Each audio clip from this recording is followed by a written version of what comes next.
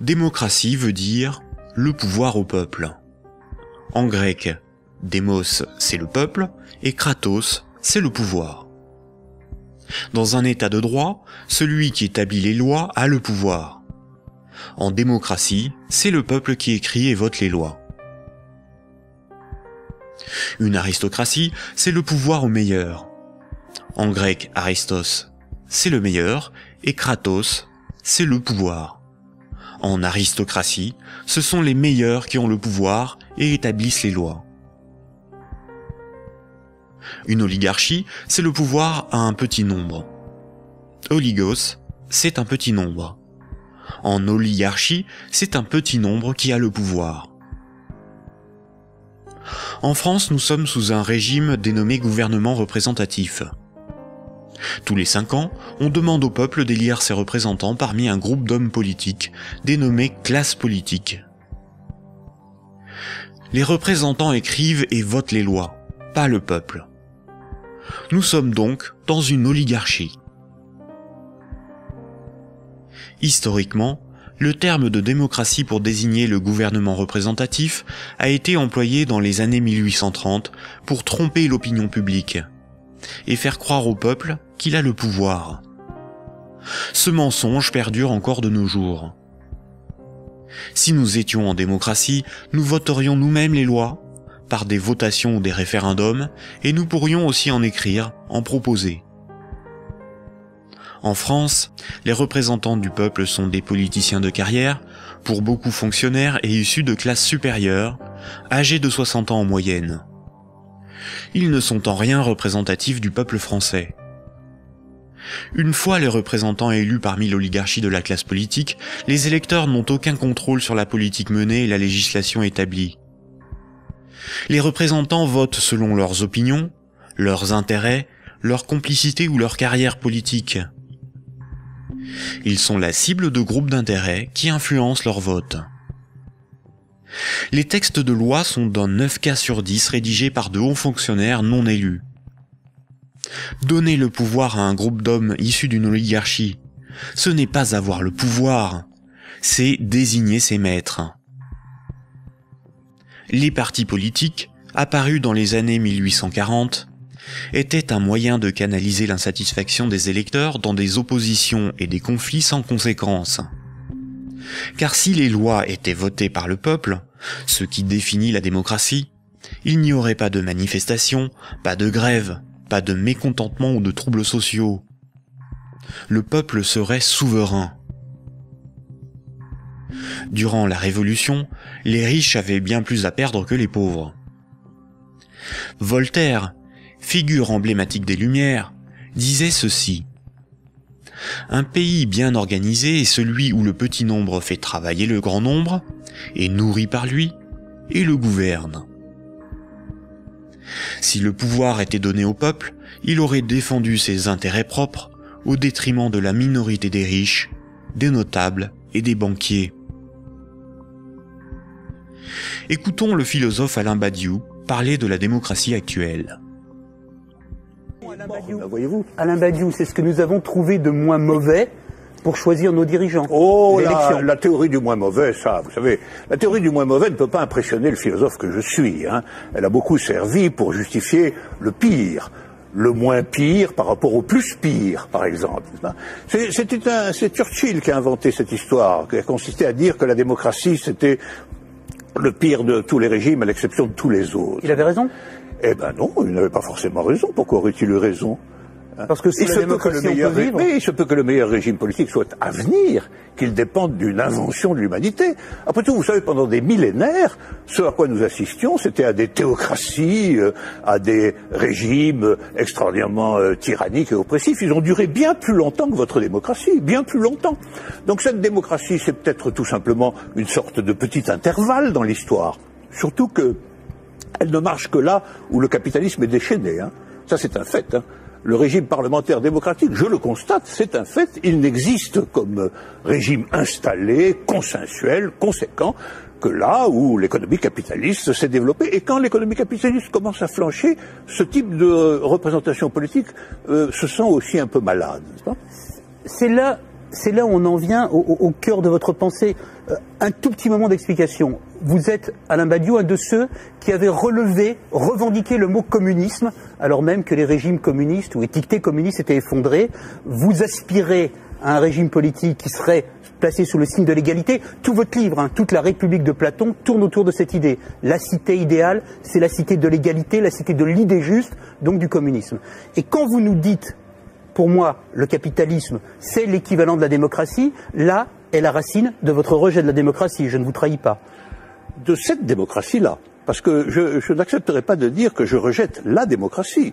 Vous avez parlé tout à l'heure d'une illusion démocratique, mais la démocratie que nous connaissons aujourd'hui, c'est elle qui est l'illusion démocratique. Parce que personne, dans le débat politique français ou étranger, dans les pays démocratiques, ne veut abolir le capitalisme. C'est ça le sujet. C'est pas exactement ça. C'est un petit peu plus précis.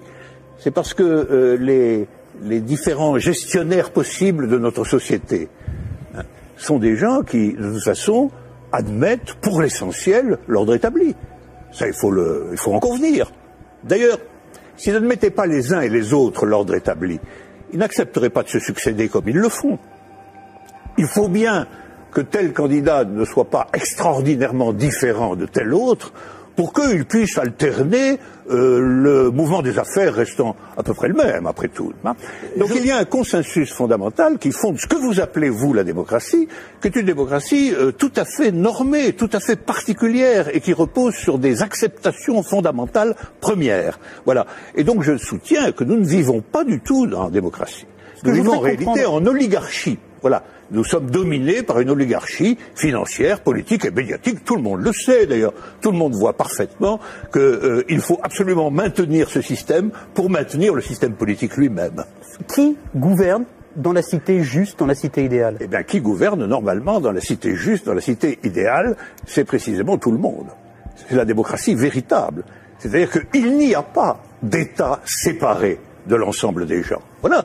C'est ça la cité idéale. La cité idéale, c'est la grande idée communiste de Marx lui-même, qui est un peu oubliée, mais que je voudrais rappeler, c'est le dépérissement de l'État.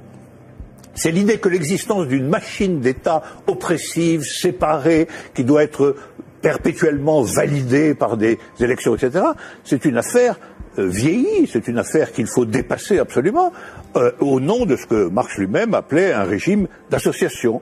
La capacité, pour tout le monde, de s'occuper de ses propres affaires. Ce qui est intéressant, et c'est là où, quand vous parliez de l'idée de Marx et de l'idée de l'association, vous êtes un fervent admirateur de ce qu'on a appelé les révolutions arabes, fervent admirateur également de ce qu'on a appelé le mouvement des indignés. Et ce qui est très intéressant, c'est que votre critique sur les révolutions arabes commence au moment où elle se transforme en processus démocratique électoral avec des élections. Oh ben c'est pas ma critique à moi, c'est d'abord la critique de tous ceux qui ont participé au mouvement dans les pays arabes. Ils ont été légèrement surpris et déconcertés par le résultat des élections. Mais le principe même des élections... Comme moi je l'ai été en mai 68. Eux aussi ils disent élections piège à con maintenant, maintenant qu'ils ont les partis islamistes dits modérés sur le dos. C'est comme si, après une révolution, une tempête révolutionnaire démocratique extraordinaire, on vous présentait un massif parti démocrate chrétien comme le vainqueur des élections. Ben vous seriez un peu étonné tout de même. C'est bien la preuve qu'il y a deux sens du mot démocratie qui ne sont pas du tout homogènes. Sauf que la revendication, Alain Badiou, la revendication du peuple contre les dictateurs, c'était de pouvoir voter. Bon, la revendication du peuple contre les dictateurs, c'était que les dictateurs s'en aillent. Mais ça, c'était leur revendication unanime. Sur la question du vote, il y a eu d'innombrables débats. Comment, quand, dans quelles conditions? Ces débats ont souvent été tranchés par des autorités extérieures au mouvement populaire lui-même. En Égypte, par exemple, ils ont été largement tranchés par l'armée. Autant dire par ce qui restait du régime d'avant. Parce que la révolution a été volée par l'armée. Mais les Tunisiens, par exemple... Le gouvernement représentatif, en ne donnant aucun pouvoir aux pauvres, aux ouvriers et aux paysans, garantit la protection des intérêts des plus puissants et des plus riches. Aujourd'hui encore, le citoyen n'est qu'un électeur, un emprunteur et un consommateur. Il est informé par des médias inféodés aux grands groupes financiers et industriels dont ils sont pour la plupart la propriété.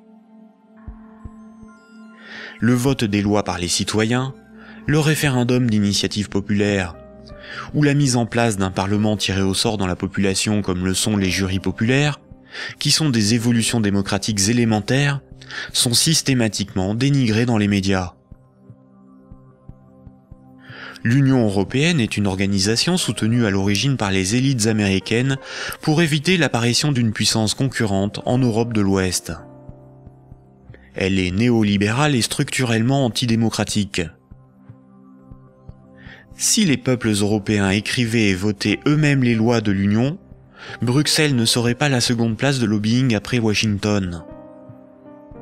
L'Union européenne est le royaume de Goldman Sachs et de la haute finance, dont les hommes se retrouvent à la tête de nombreuses institutions et même de certains États.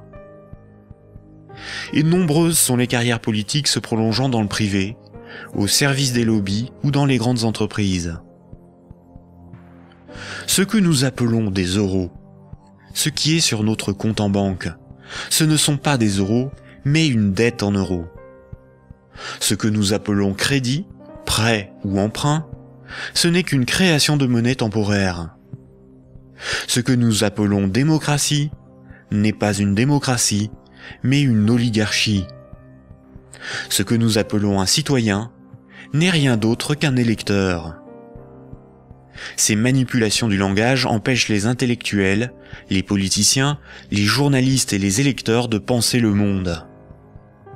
Elles dissimulent avec habileté le pouvoir sans égal des corporations, de la finance et du secteur bancaire.